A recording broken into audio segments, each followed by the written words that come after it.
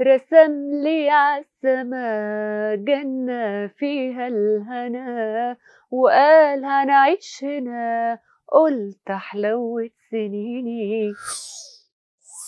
يا ترى قعدتي تغني الأغنية دي كام مرة بينك وبين نفسك وانتي بتعيطي لما قالك أنا مش بتاع جواز وانتي لسه مكملة معاه؟ وقعدتي تقولي I can fix him، ده يا خيبتك بالعربي والإنجليزي. عارفة ليه؟ عشان خليتي نفسك كيس لب كبير بيتسلى فيه في الرايحة والجاي. هو كراجل عدى العيب وكتر ألف خيره إنه كان من الأول صريح معاكي وادهالك في وشك وقالك أنا مش بتاع جواز. عشان صراحته دي حاجة لازم نشكره عليها. خلينا متفقين إن هو صريح وكل حاجة، بس نقطع يا حبيبتي، مش بتاع جواز ما يعلقش بنات الناس. هو كل واحد يا اختي هيعلق لي بنات الناس ويفضل بقى على حس الموضوع ده يتفسح ويسافر ويروح ويجي في الاخر يقولك انا مش بتاع جواز؟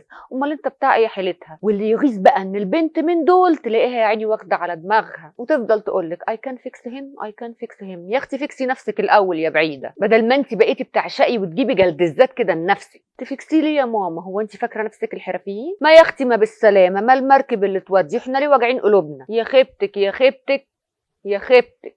وتلاقي الواد من دول يغطس ويقب وقت ما يجيله مزاج، وفجأة تلاقيه بيرن ويقولك وحشتيني، يجي ويقولك بس انا برضه مش بتاع جواز، كأنه ماسك عليكي زلة وطول الوقت عامل لي فيها حبيب وجيمس بوند وياخد دي في الكافيه ده ودي في الكافيه ده من كتر الزهق. بس العيب عليه، مش معنى اني بقولك تسيبيه عشان مش بتاع جواز انك تتلهفي على اي حد وتمشي تتجوزي على نفسك. حطي في دماغك انك لازم توصلي له ان التقدير حلو وانك واحده بنت ناس ومحترمه واهلك عرفوا يربوكي. ما تخليش عيل صغير يلعب بيكي الكوره، وكل ما هتيجي تقولي له انت بتعمل معايا كده ليه هيقولك انا مش بتاع جواز، انا ما وعدتكيش بحاجه، ويفضل يعمل لك ني ني ني وني ني ني نو. تفضلي بقى تضحكي على نفسك وتقولي بكره هيتغير بكره هيتغير. قال على رأي المثل يا مأمنة للرجال يا مأمنة للمية في الغربال.